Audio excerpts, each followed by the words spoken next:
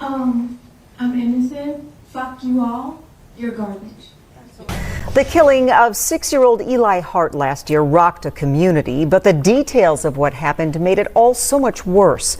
The little boy was shot up to 9 times, then found in his mother's car trunk during a traffic stop near Lake Minnetonka. Jullissa Thaler is charged with killing Eli Hart, whose body was found in her car trunk. Thaler was sentenced February 16 to life in prison without a possibility of a parole after being convicted of first-degree murder. Before the judge handed down her sentence, she said she was innocent, used an expletive, and called everyone garbage. This morning, if you'd like, you don't have any obligation to speak, but if you'd like to choose to speak, now is the time to do it. Yes, I would like to say something. Go ahead. I'm innocent. Fuck you all. You're garbage. The father of Eli Hart took the witness stand Friday in Hennepin County District Court in the murder trial of his son's mother to say there was still so much he wanted to do with his child before the 6-year-old's life was cut short. Hennepin County prosecutors asked the father to describe his son, who was just in kindergarten at the time of his slaying last May. Eli was an amazing 6-year-old boy who always woke up full of energy and laughter. He was kind, made friends easily, loved reading books. Eli had a love for animals that was very special. Jullissa Thaler is charged with first-degree premeditated murder and second-degree intentional murder, accused of shooting the boy at least 9 times and stuffing his body in the trunk of her vehicle. Roll was already judged guilty of first-degree murder and issued that sentence. I will not impose any sentence. Carry you over your stomach. By law, innocent, you are being sentenced to life in prison without the possibility of parole, Ms. Thaler. I'm not going to impose any kind of fine or fees that will require that you. Attorneys began laying out their case to the jury on Friday, with Thaler's attorney saying she's innocent and loved her son more than anything. A beautiful 6-year-old boy is dead. His grieving mother is sitting here accused of murdering her with a shotgun, Thaler's attorney Rebecca Nuth said. Nuth asked the jury in her opening statement Friday to come to the table with an open mind, assume nothing, and withhold judgment until deliberations. While prosecutors did not lay out a motive on Friday, Assistant Hennepin County Attorney Britta Rapp told the jurors they will learn that a trail of evidence proves Thaler's premeditation and intent to kill her child, from life insurance policies she took out before the shooting, obtaining a firearm permit, purchasing a gun, and even searching on the internet. How much does life insurance pay for a dead child? And how much blood can a 6-year-old lose? A police officer testified about the crime scene discovered when a caller reported suspicions about Thaler's vehicle the morning of May 20th.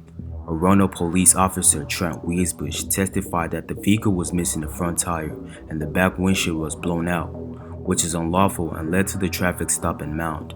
Trent said that Thaler appeared unkempt and her demeanor was nervous, fidgety, and avoiding eye contact. So this morning at about 7:09 a.m., officers received a call from an individual stating that a car was driving on a rim with a smashed out back window. Officers made a traffic stop about 2 minutes later when they observed the car driving on Shoreline Drive near the intersection of Bartlett. They stopped the individual, identified the female driver.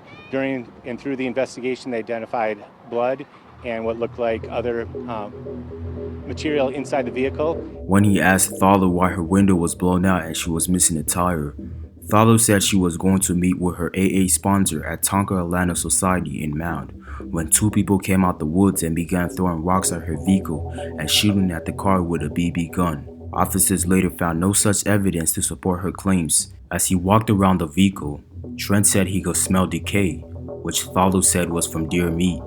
The officer saw large splatters of blood in the back of the car, on the ceiling, and the passenger door.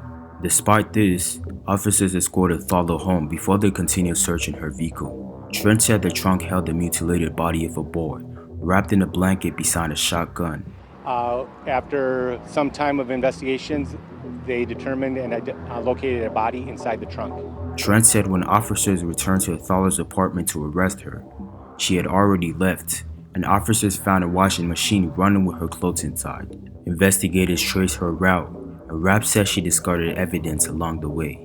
Eli Hart used a booster seat that was found in a dumpster covered in blood, with a large hole blown in the center, right where her child's head and neck would have been.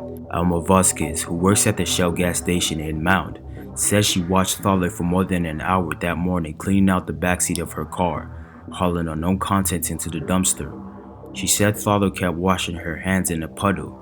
Investigators later tested the water and dumpster and confirmed Eli Hart's DNA was present. After an investigation by the Roanoke Police Department, they discovered Eli's mother was the one who pulled the trigger. Newt said no witness saw Thaler shoot her son, who she was excited to be reunited with and for whom she was making all sorts of plans. Eli Hart was born with a genetic disorder that required surgery, his father said.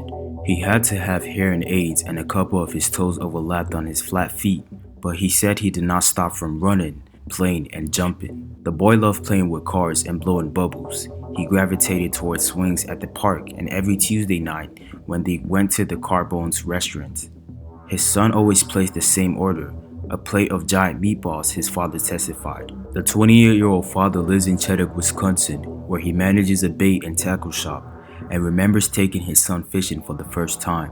Eli Hart is suing Dakota County for ignoring the warning signs that he says led to his son's death. Now Eli's father is suing Dakota County and 3 workers, claiming that they are responsible for Eli's death by failing to protect him from Jullissa Thaler despite countless red flags. Julie, many of those red flags are laid out in heartbreaking detail in this civil complaint, which documents that Dakota County officials knew of these dangers, were warned about them further by Eli's father, Eli Hart, and by Thaler's own father, and that county officials continued with their goal to keep Eli and his mother together. Thaler lost custody of Eli twice, first in October 2020 and then for the most of 2021.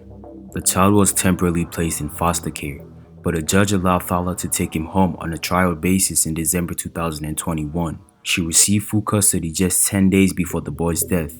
The boy was last seen alive on surveillance video the evening before his death at Thaler's apartment, where Rapp said she is shown loading a long object believed to be a shotgun wrapped in a blanket into her car.